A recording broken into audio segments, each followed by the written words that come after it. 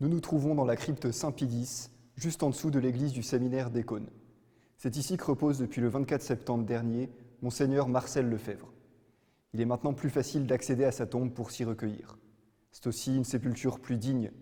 C'est un hommage qu'a bien mérité notre fondateur. Sur la tombe elle-même, vous pouvez lire ces paroles de l'apôtre saint Paul, « Tradidi quod et accepi » »« J'ai transmis ce que j'ai reçu ».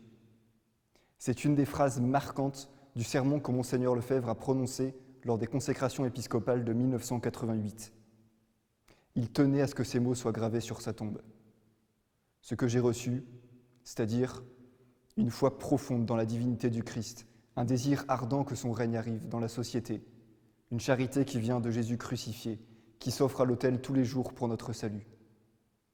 Ce que j'ai reçu, je l'ai transmis, en formant des prêtres comme l'Église les a toujours voulus, en prêchant la foi, en maintenant la messe de toujours.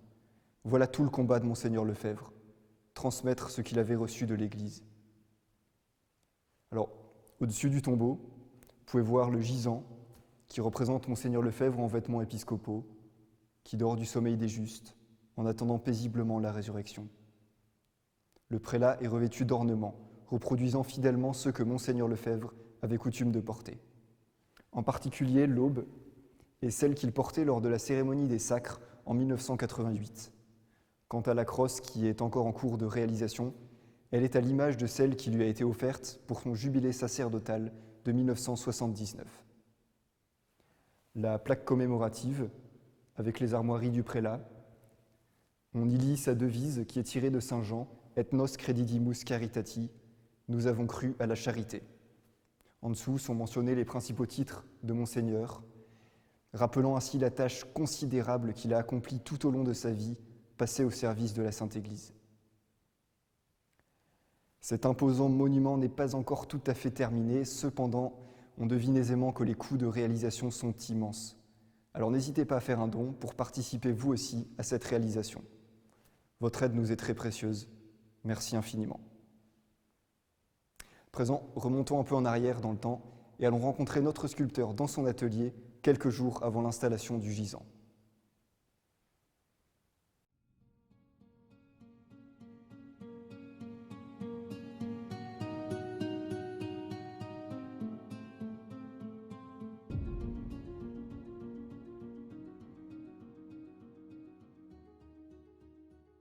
Bonjour monsieur, est-ce que vous pouvez vous présenter pour nos caméras? C'est Philippe Bouvet, tailleur de pierre. Vous venez de... De Thonon, l'entreprise, c'est l'entreprise Jacquet, qui se trouve à Châles-les-Eaux et à Estrablin, à côté de Vienne. On vous connaît ici assez bien dans la maison puisque vous avez par le passé, il me semble, travaillé à d'autres projets. Est-ce que vous pouvez nous expliquer? Le maître hôtel en 2011-2012, le tabernacle, les bénitiers, la chaire à prêcher avec d'autres jeunes qui ont fait leur travail de compagnons dessus. Moi j'ai fait un peu l'étude et puis les évangélistes et la colombe donc de pupitre. Et puis ensuite le tombeau de Monseigneur Lefebvre. Le gisant de Monseigneur Lefebvre sur lequel vous travaillez, est-ce que vous pouvez nous dire depuis combien de temps vous travaillez sur ce projet? Depuis 1 an, avec les études avec M. Cagli et puis le modelage donc, en terre. Est-ce que vous pouvez expliquer un peu la technique? C'est de l'argile. On fabrique une maquette en argile pour être sûr d'avoir la ressemblance, parce que l'argile, on peut en rajouter et en enlever. Et tant qu'on n'est pas satisfait de la ressemblance, on continue. Et une fois que la ressemblance est jugée bonne, à ce moment-là, on le moule en plâtre, parce que l'argile, il ne se conserve pas, il sèche. Et en séchant, il se rétracte. Et en rétractant, il fissure. Donc voilà, le moulage en plâtre est là. Et c'est ce qui a servi à pouvoir faire une copie fidèle, parce qu'on ne peut pas attaquer directement dans la pierre pour avoir une ressemblance. C'est trop risqué. Parce que la pierre, on peut en enlever, mais on ne peut pas en rajouter. Enfin, sauf des cas exceptionnels. Sauf des cas exceptionnels. Est-ce que vous pouvez décrire le sarcophage, les matériaux que vous avez utilisés? Mais c'est la même pierre, c'est de la pierre de lin, c'est la pierre d'Hauteville, un calcaire très dur, un calcaire marbrier. Et la plaque panégyrique est aussi en pierre d'Hauteville, avec des incrustations en d'autres marbres, voilà, pour les armoiries. Pour les armoiries, il y a des couleurs vertes, voilà, et rouges. Rouge, il y a du rouge de Vérone, du marbre blanc de Carrare, Il y a de l'onyx vert. Et puis, il y a des pierres noires aussi.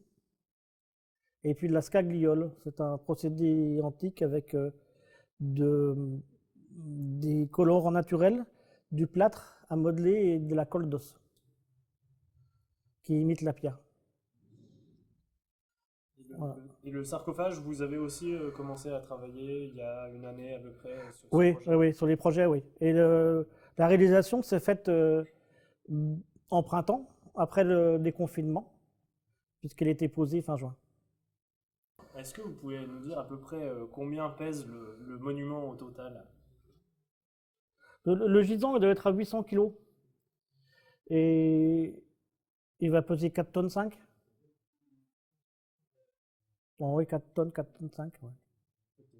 Alors ça amène une autre question, c'est l'installation du gisant sur le tombeau. Ça va pas être facile à faire, j'imagine. Est-ce que vous avez une idée de comment vous allez procéder? C'est une grue araignée, la même qui a posé le maître-autel, qui va venir. Et ensuite, on va essayer de trouver des astuces pour pouvoir enlever les sangles facilement.